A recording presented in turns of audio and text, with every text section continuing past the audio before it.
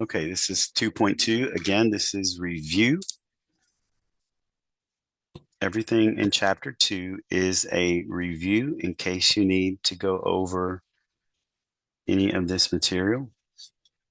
Okay, so polynomials. So this is operations on polynomials. So key terms that we need to identify. Well, first of all, what is a polynomial? So a polynomial in X is a finite sum of terms of the form a times x to the n, where a is a real number, n is a whole number. Now, when we say that n is a whole number, we're talking about 0, 1, 2, 3, 4, and so on, 5, 6, 7, 8, 9. Notice that it does not include negative numbers. It's only 0 and all of our positive numbers, okay? So for each term, a is called the coefficient. So the number in front of your variable term is your coefficient. The degree on the variable, the n, which is the degree on the variable, is called the degree of the term. If the polynomial has more than one variable, the degree of each term is the sum of the exponents. So these are examples of what some polynomials could look like. So first, they want us to identify the coefficient and the degree of each term. All right, so for number 1, the coefficient, the number in front of our variable, is a negative 10, and the degree is the number on our variable, which is a 5. So that's a degree 5. Okay. For number 2, the coefficient is a number in front of the variable. Since it's an x, remember, there is a 1, so that's just a 1. And then the degree is what is the exponent on the x term. Well, that is also a 1. Okay. Now, number 3, the coefficient, the number in front of your variables, well, that's going to be a 2. But the degree, this one's a little bit different because we have 2 variables. So it says if the polynomial has more than one variable, the degree of the term is the sum of the exponents on the variable factors. So we're just going to add 2 plus 4, and we're going to get a 6. So the degree of that expression is going to be a 6. Okay. Now for number 14, the coefficient is going to be a 15. The coefficient, when you have just a number, it does act as, even though it is a constant, it is still a coefficient. Now, I need to know the degree. Well, you have to remember that x to the 0 power is 1. So that's the same thing as this thing having an x to the 0 power. So if that's the case, then the degree is going to be 0. Okay? And that's how that works. All right. Now we talk about we can have different types of polynomials. We can have a one-term polynomial, which is called a monomial. So these examples, 1, 2, 3, and 4, these are all monomials because they just consist of one term. A two-term polynomial is called a binomial. This would be an example of a binomial because we have 2 terms. And then a trinomial is when you have 3 terms. Well, this is a trinomial. You have 3 terms. And this is a trinomial because you have 3 terms. Okay. Now, when you write your polynomial, you should always write your polynomial in descending order, which means you take the highest exponent first, and then you start to decrease. So if your highest exponent is a 5, then the next term you want to look for the exponent that's a 4, then the exponent that's a 3, a 2, and a 1, all the way down to your constant, okay? So for number 5, write the polynomial in descending order, determine the leading coefficient and the degree of the polynomial. So as I look at this, the highest exponent that I see is this degree 4. So I'm going to write that first. So minus 4y to the 4th. And then I'm just going to mark that off because I know I've got it. So now, do I have a degree 3? I do. It's right there. So that's a plus y to the third. Then here's my degree 2, which is a plus 16y squared. I don't have degree 1, and that's okay. But here's my constant, which is the last term. Okay, so now they want to know what is the leading coefficient. Your leading coefficient is the coefficient of your first term. Leading, so that's your first term. So here my coefficient is a -4. And since we wrote this in descending order, then that means that our highest exponent is going to be a 4. So this is a degree 4 polynomial. Okay, it's pretty easy, right? All right, now this part freaks everybody out. So it says a polynomial in the variable x is an expression of the form this. This looks really ugly, right? Well, all this means is it's a bunch of these. Okay, so the a to the n is the coefficient, the x to the n is your variable with that degree. That's all that means, okay? So don't sweat that. All right, so now here they want us to add these polynomials together. So what I notice is if I'm going to add, the first thing I want to make sure is that I don't have anything in front that I have to distribute in either set. And there's nothing for me to distribute in either set, so we're good. So I can drop both sets of parentheses. So 9n to the 6th plus 4n to the 4th minus 5 plus 3n to the 6th plus 2n to the 4th plus 8. Okay, so the first thing that I want to look for is the highest exponent. And I notice that I have a degree 6. So I have 9n to the 6th and a 3n to the 6th. So that's going to give me 12n to the 6th. Okay. All right. That's this one. Let me just go ahead and highlight. I won't highlight this all the time. All right. Now, the next degree. So do we have a degree 5? Nope. Do we have a degree 4? Yes. So I have a plus 4n to the 4th and a plus 2n to the 4th. So that means we have plus 6n to the 4th. So notice that your variable with the exponent dictates what your terms are. Okay, so your terms have to have the same variable, and their exponents have to match. Okay, all right. So that gives us the plus 6n to the 4th. And then the last thing that we don't have degree 3, 2, or 1. So the last thing that we have are our constants, minus 5 plus 8. That's just a positive 3, a plus 3. Okay, and again, I'm just highlighting this so that you can see where I pulled the terms from. And that's your answer.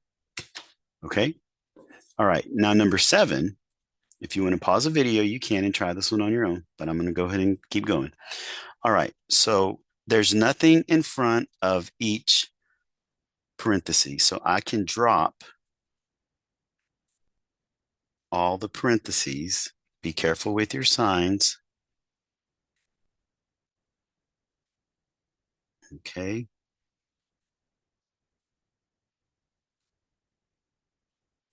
And then we have minus 3x to the 7th, minus 4x to the 4th, minus 9x plus 7. Okay.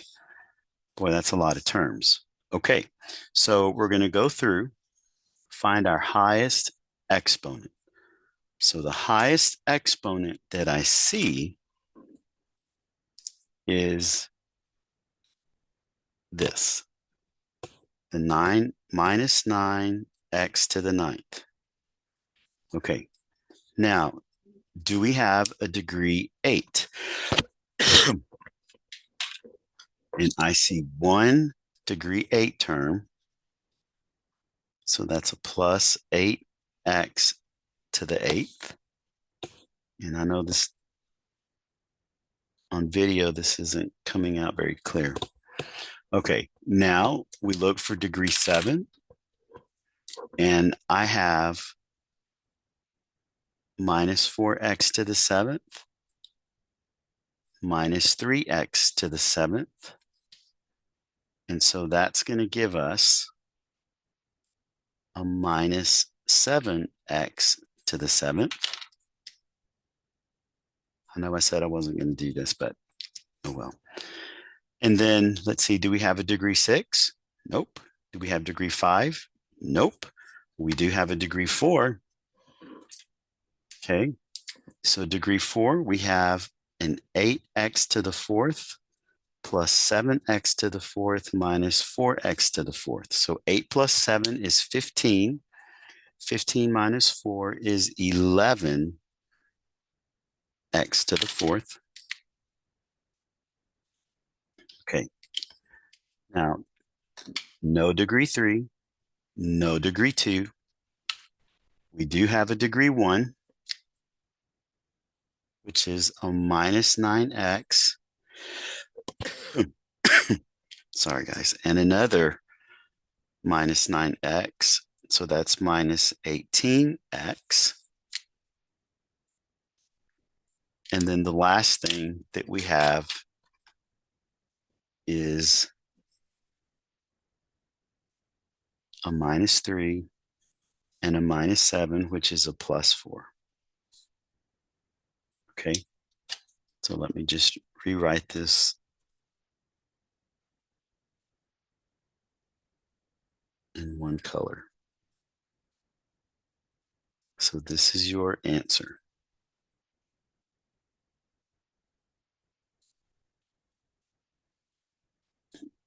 And there you go. Okay, not too bad. It's just kind of lengthy. All right, now the next thing that we're going to talk about is, we have one more with fractions. Okay, so, and we have mixed variables.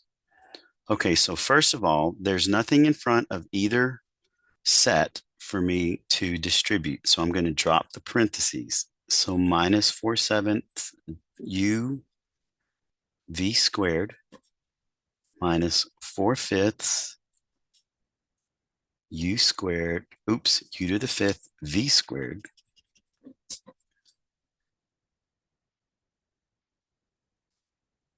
plus 0.2 minus 8/9 uv squared minus 2/3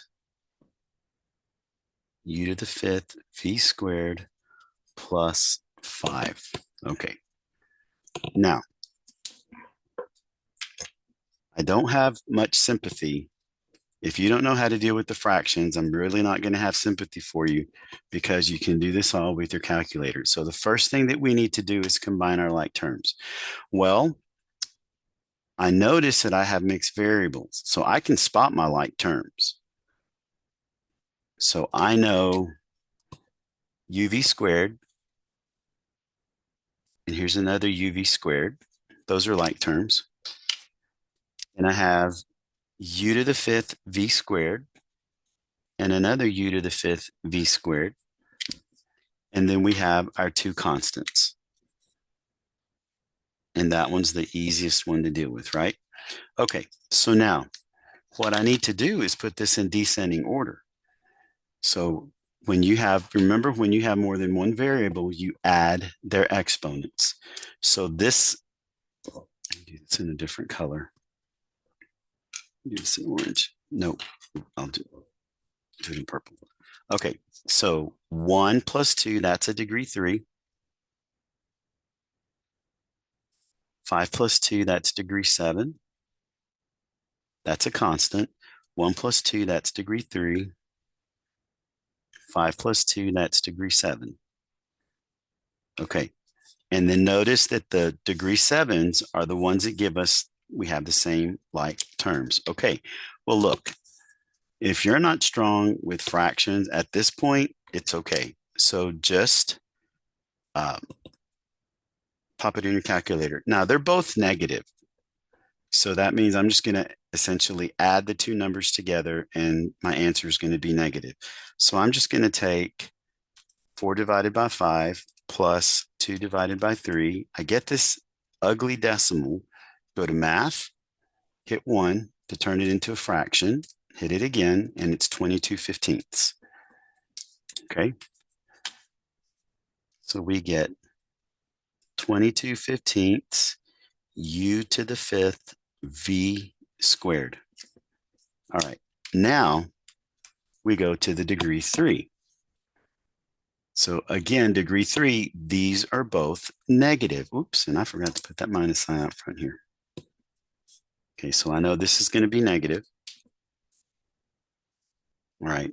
So if you want to deal with this, then you can do minus 4 divided by 7 plus a minus 8 divided by 9. You get that answer. Go to math, hit 1 to turn it into a fraction, and you get negative 92/63.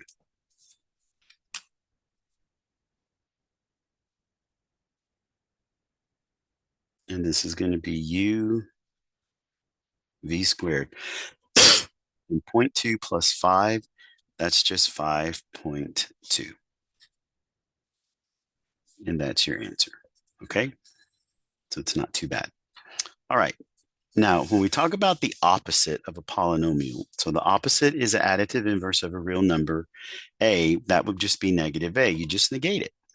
So similarly, if you have a polynomial, then minus a would just be the opposite. So write the opposite of this polynomial.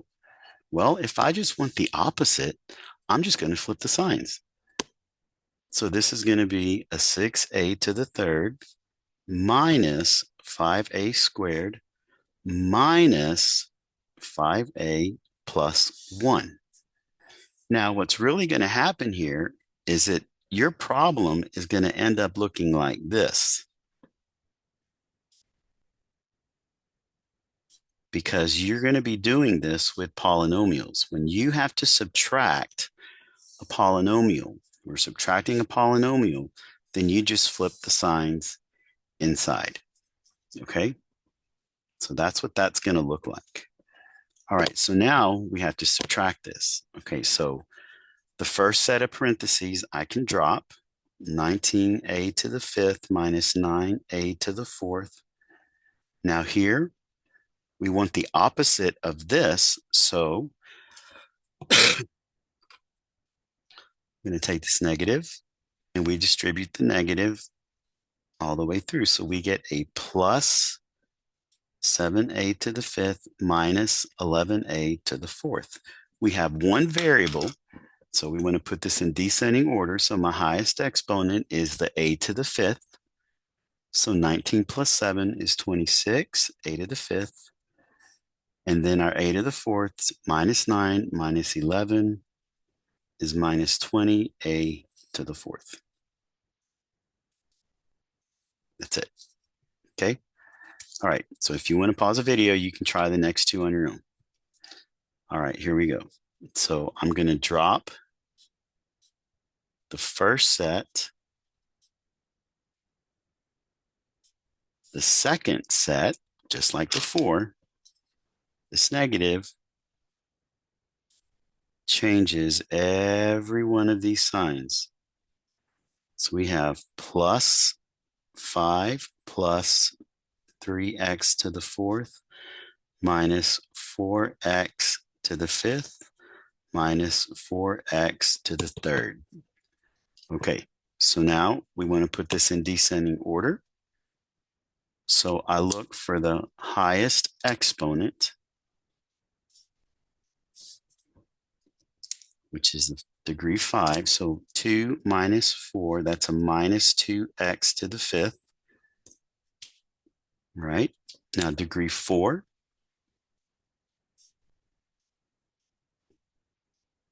So minus 5 plus 3 is a minus 2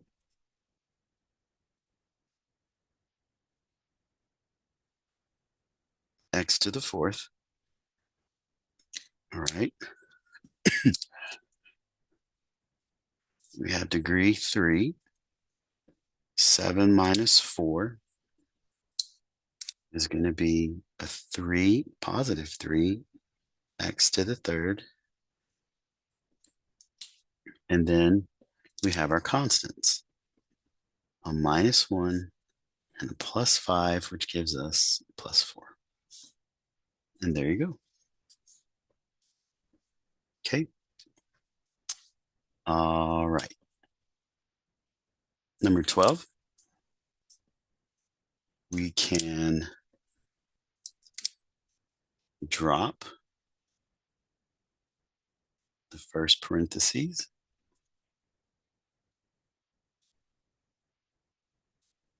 And then we're going to distribute the negative through. So minus 34x to the fourth minus 1/6 x squared plus 1/5. You got to be really careful here, right? Okay, so I notice, excuse me, we have a degree 4, that's the highest exponent. So here we go. We have 10 over, oh wait, common denominators, we're good with this one. So 10 minus 34 is negative 24 over 11. X to the fourth, so I didn't have to worry about that one. We do not have a degree 3. We do have degree 2. Okay, so let's do this one. So this is going to be 2/3 minus, oops, I don't have to put the 1 divided by 6. And you should know 0.5 is 1/2, but if you want to do that, go ahead. Okay, so that's going to be plus 1/2 x squared. And then we have our two numbers, 1/5 and 1/5 is 2/5. And here you go. That's it. Okay, so just be careful when you're working through these. All right, now let's talk about multiplication. Now, on multiplication, you're going to have to remember one of your exponent rules, and that's your when you're multiplying like bases, you add the exponents, okay? So here we're multiplying two binomials, which we did this already, okay? So that means this would be negative 2 times 3 is negative 6. X to the third times x to the seventh. Keep your base, add your exponents. So 3 plus 7 is 10. So it's just minus 6x to the 10th.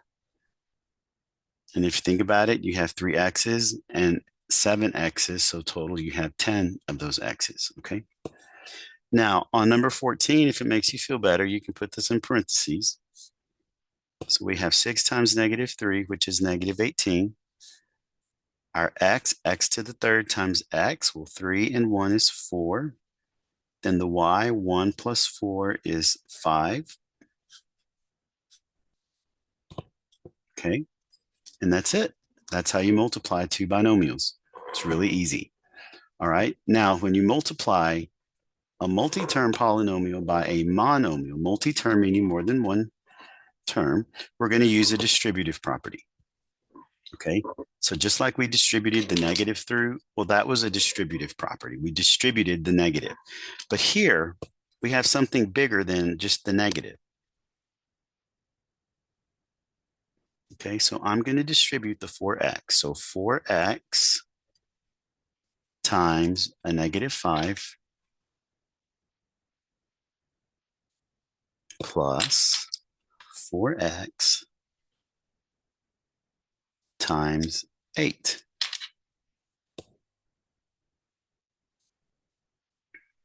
So this is negative 20. X times x is x squared plus 4 times 8 is 32. And the x just hangs on for the ride. And that's it. Okay. Now, when you have to distribute a fraction. Don't panic. And the reason why I say don't panic is look at the denominator. If the denominator can go into your coefficients evenly, well, that's going to be nice. It's going to work out to your advantage. Okay, but I'm going to go ahead and split this apart like I did earlier.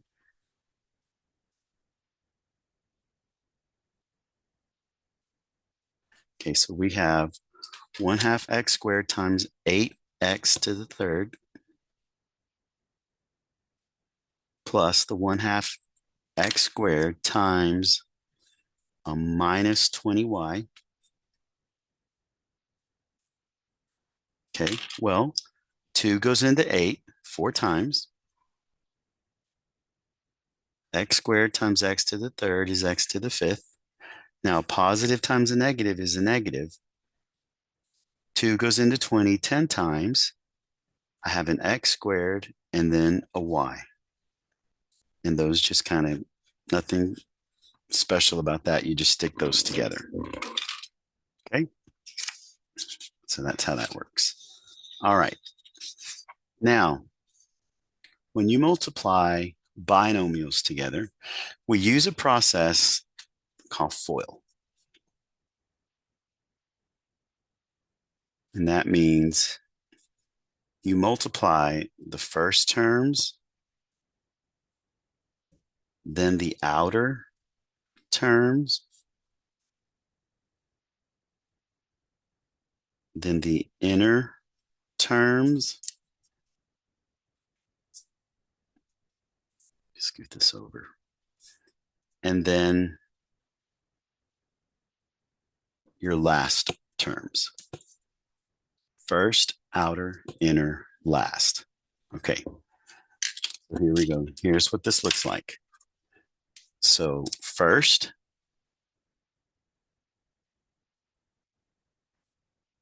two x times 4x. That's going to give us 8x squared. Then we have the outer terms.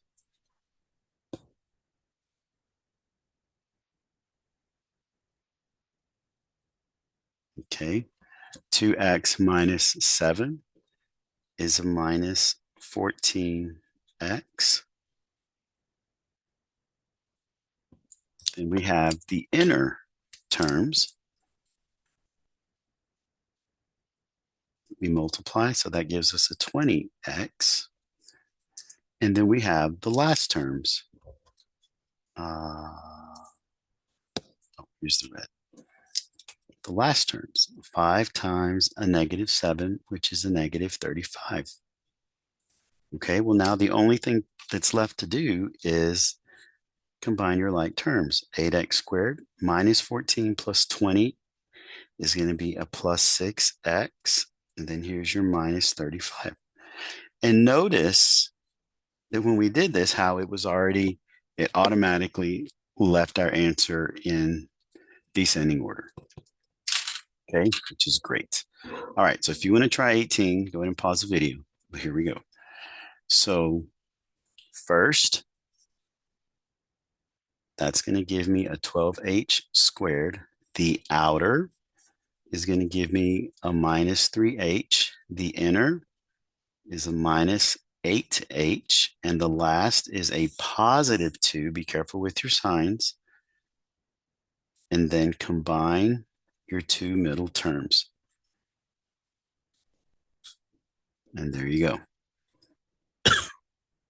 All right. Now, 19. 19 is a little different. There's one of two ways that you can handle this because we have a binomial times a trinomial. You can only use FOIL when you are multiplying two binomials together. Because look at it. If you do first, outer, inner, last, notice how we didn't do anything with this negative 3x. So we can't use FOIL here. So one of your options is to take the x, distribute all the way through, then take the 4, distribute all the way through, and then look for all your like terms, and then go from there. But let me just remind you of something. Uh, look how ugly this was, because this is what you would end up with. Something that looks like this, where you have a whole bunch of terms spread out, and then you have to go hunting down your like terms. Okay, so what I would suggest that you do, you can you can distribute like that, but here's what I do. I like to use a box method. And the box method takes your columns would be one of these polynomials and the rows would be the other one. So I usually let my rows be the smaller polynomial. So the x plus 4. And then my columns would be the larger polynomial. So this would be an x, this would be a 4, and then my first column would be a 2x squared, and then we would have a minus 3x, and then a minus 2. Now, all I'm going to do is multiply those corresponding positions.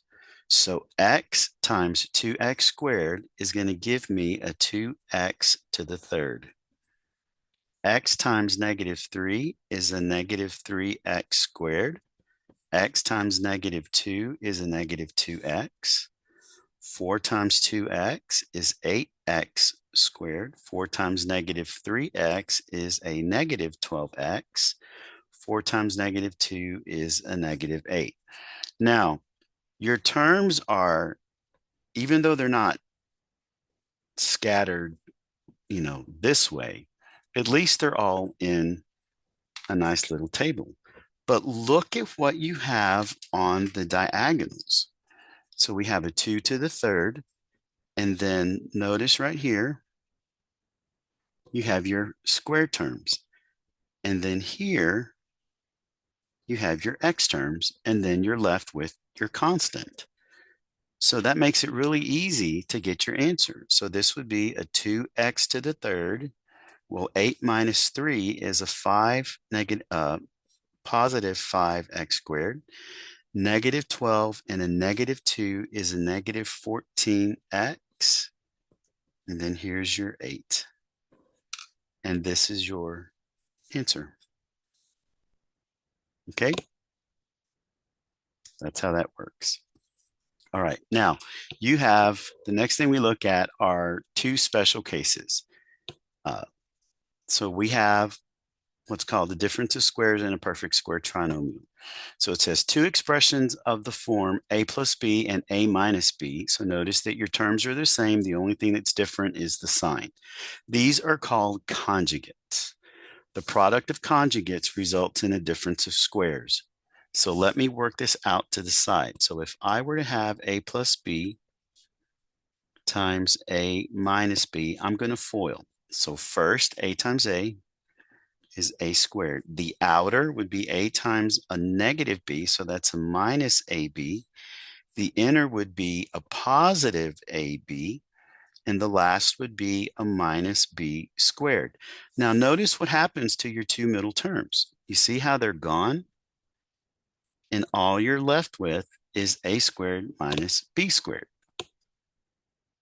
Okay, so the shortcut is that when you see that you have the product of the sum and a difference like this, when you have the conjugates, then all you have to do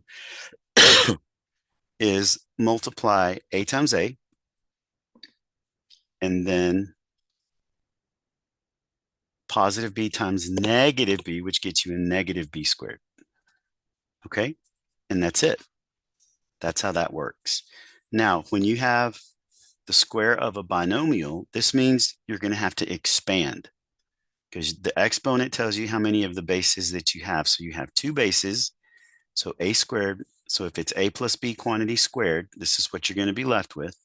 A minus b quantity squared, that's what you're going to be left with. Okay, so now number 19, using the trick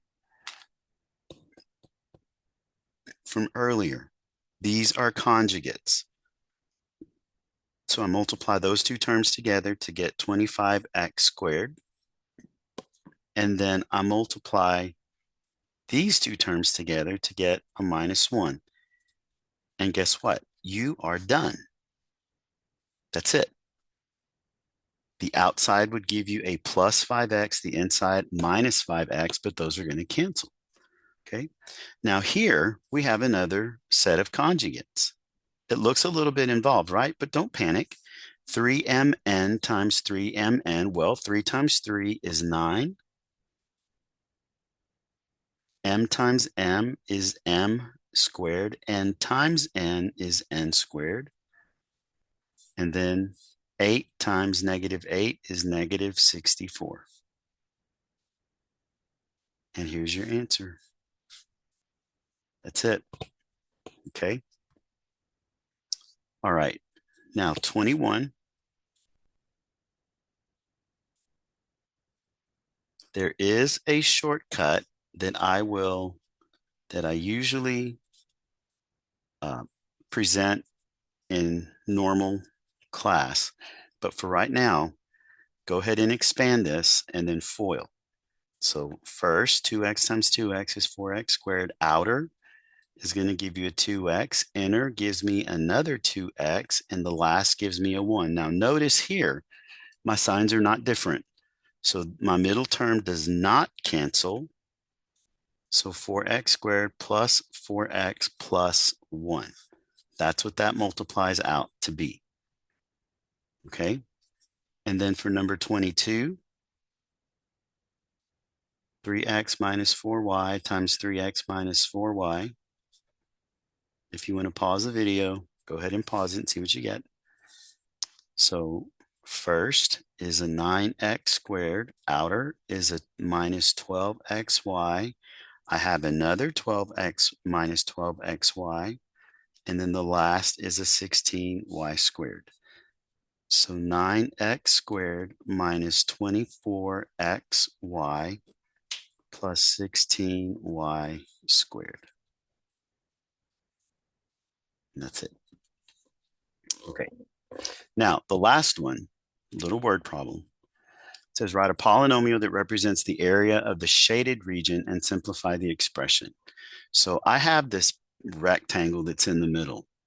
So if the rectangle was gone, then the shaded region, the area of the shaded region would just be, because this is a box, so the area would just be length times width or side times side. So that would just be x squared. But I have this box that's taking up part of that shaded region, so I need to remove it. Remove it. So what you want to do is subtract from the square. So what we're going to do is take the area of the square and we're going to subtract the area of the rectangle. So the area of a square is just side squared. The area of a rectangle is length times width. Okay, so if the area of the square is side times side, that's just s squared. Minus the area of the rectangle is length, x minus 1, times width, x minus 3. Oops, this should be an x. Okay, so now we need to clean this up. So x times x is x squared. Outer gives me a minus 3x. Inner, a minus x. Last is a plus 3. Then we have to distribute our negative. So minus x squared. Whoops. Can't believe I did that. We need to clean up the inside of our parentheses. So x squared minus 4x plus 3. Okay, now we're going to distribute. So we have this first x squared minus x squared plus 4x minus 3. And look at what happens. Gone, gone. So all we're left with is 4x minus 3. And this is the expression that represents the area of the shaded region. Okay. That's it. Let me know if you have any questions.